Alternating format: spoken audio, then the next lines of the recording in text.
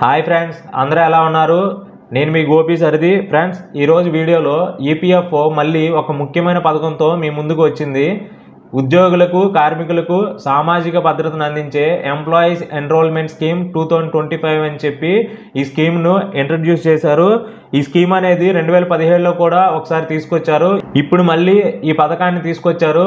ఈ పథకం ద్వారా ఎవరికి లాభం, ఎప్పుడు ప్రారంభమవుతుంది, పూర్తి వివరాలు ఈ వీడియోలో చూద్దాం.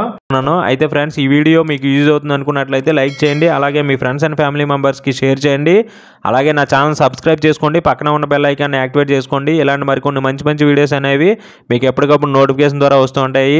అయితే ఫ్రెండ్స్, టాపిక్లోకి వెళ్ళే ముందు ఈపీఎఫ్ఓ సంబంధించి రిలేటెడ్గా మీకు ఏదైనా ప్రాబ్లమ్స్ ఉన్నట్లయితే మీరు నన్ను వాట్సాప్లో కాంటాక్ట్ అవ్వచ్చు. పెయిడ్ సర్వీస్ అనేది నేను చేస్తున్నాను. ఈ వీడియో డిస్క్రిప్షన్లో వాట్సాప్ డీటెయిల్స్ అనేవి ప్రొవైడ్ చేస్తున్నాను, అలాగే పెయిడ్ సర్వీస్ సంబంధించిన డీటెయిల్స్ కూడా ప్రొవైడ్ చేస్తున్నాను. మీరు క్లియర్గా చదివి తర్వాత మాత్రమే మీరు నన్ను సంప్రదించగలరు. ఈ విషయం గమనించాలి.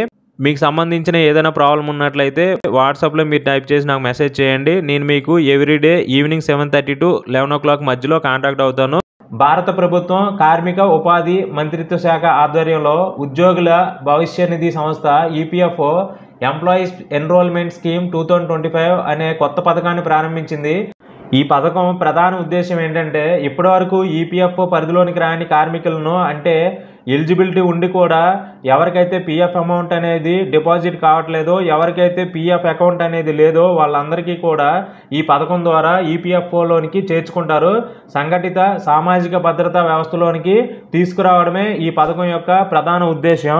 ఈ పథకాన్ని కార్మిక శాఖ మంత్రి డాక్టర్ మాన్సుఖ్ మాండవీయ గారు ఈపీఎఫ్ఓ యొక్క 73వ ఫౌండేషన్ డే సందర్భంగా ప్రారంభించారు. ఆయన ఈ కార్యక్రమంలో మాట్లాడుతూ, ప్రతి ఉద్యోగికి భద్రత, ప్రతి కార్మికుడికి సౌకర్యం అందించడమే మా లక్ష్యం అని చెప్పి తెలియజేశారు. ఈ పథకం పూర్తి పేరు ఎంప్లాయీస్ ఎన్రోల్మెంట్ స్కీమ్ 2025.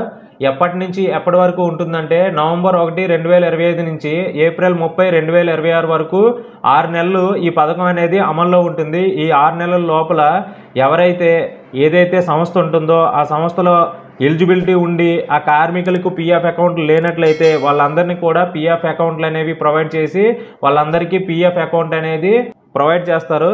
లబ్ధిదారులు ఎవరెవరంటే, ఈపీఎఫ్ఓలో ఇంకా నమోదు కాని సంస్థలు, ఈపీఎఫ్ఓలో లేని ఉద్యోగులు, అంటే ఎలిజిబిలిటీ ఉండి కూడా నమోదు కాని ఉద్యోగులు, కొత్తగా నియమితులైన కార్మికులు, అంటే ఎవరైతే కొత్తగా జాయిన్ అవుతారో సంస్థల్లో ఈ పథకం చాలా బాగా యూజ్ అవుతుంది. ఈ 6 నెలల వ్యవధిలో సంస్థలు తమ ఉద్యోగులను సులభంగా ఈపీఎఫ్ఓలో నమోదు చేయవచ్చు. ఈపీఎఫ్ఓ వైపు నుంచి కూడా పూర్తి సహకారం అందించబడుతుందని చెప్పి ఈ ఫౌండేషన్ డేలో తెలియజేశారు. ఈ పథకం ద్వారా ఉద్యోగులకు లభించే ప్రయోజనాలు ఏంటో ఒకసారి చూద్దాం. భవిష్య నిధి అంటే ప్రావిడెంట్ ఫండ్ అనేది ప్రొవైడ్ చేస్తారు. పెన్షన్ ప్రయోజనం ఉంటుంది. అలాగే బీమా రక్షణ అంటే ఇన్సూరెన్స్, ఎడ్లీ స్కీమ్ ద్వారా ఇన్సూరెన్స్ అనేది ప్రొవైడ్ చేస్తారు. అంటే ఒక ఉద్యోగి భవిష్యత్తుకు పూర్తి భద్రతా కవచంలా ఎంప్లాయీస్ ఎన్రోల్మెంట్ స్కీమ్ అనేది యూజ్ అవుతుంది. 73వ ఫౌండేషన్ డే సందర్భంగా ఈపీఎఫ్ఓ ఒక లక్ష్యాన్ని అనేది తెలియజేశారు.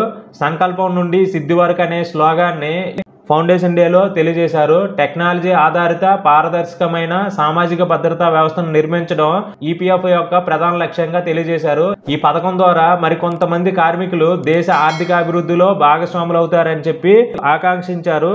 ఇలాంటి మరికొన్ని ప్రభుత్వ పథకాలు, ఈపీఎఫ్ఓకి సంబంధించిన వివరాల కోసం మన ఛానల్ సబ్స్క్రైబ్ చేసుకోండి, అలాగే పక్కనే ఉన్న బెల్ ఐకాన్ని యాక్టివేట్ చేయండి. ఈ వీడియో మీకు నచ్చినట్లయితే లైక్ చేయండి, అలాగే మీ ఫ్రెండ్స్ అండ్ ఫ్యామిలీ మెంబర్స్కి షేర్ చేయండి. Thank you for watching. జై హింద్.